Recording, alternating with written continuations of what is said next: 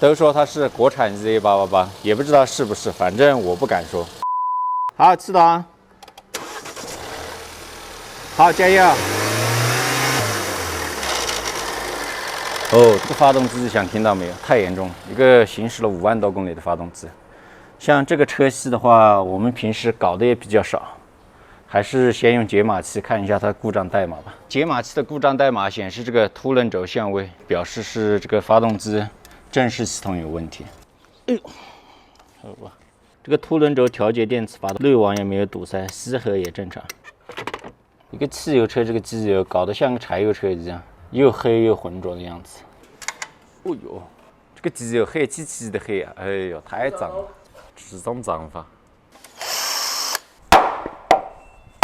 可以看得出这个车的话，平时保养特别差。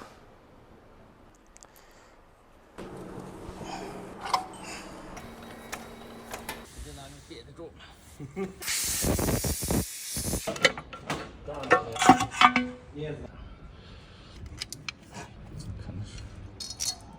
经过我们拆检发现，这个异响主要来源呢，就来源于排气凸轮的链轮。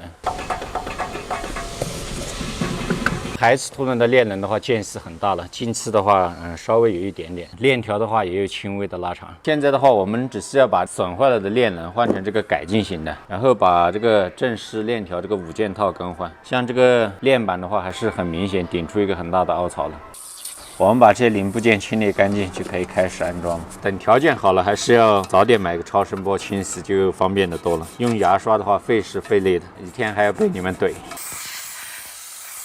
现在清洗完成，可以安装了。先装这个排气的 ZX， 这个进气的是 IN。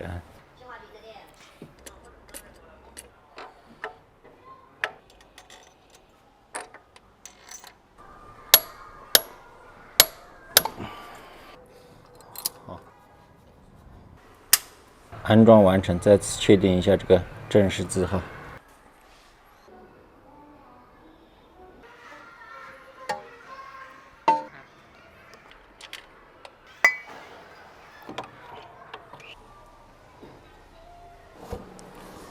起档，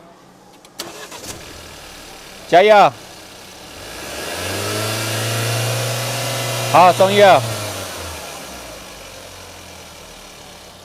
好，现在这个问题解决。都说它是国产 ZA888，也不知道是不是，反正我不敢说。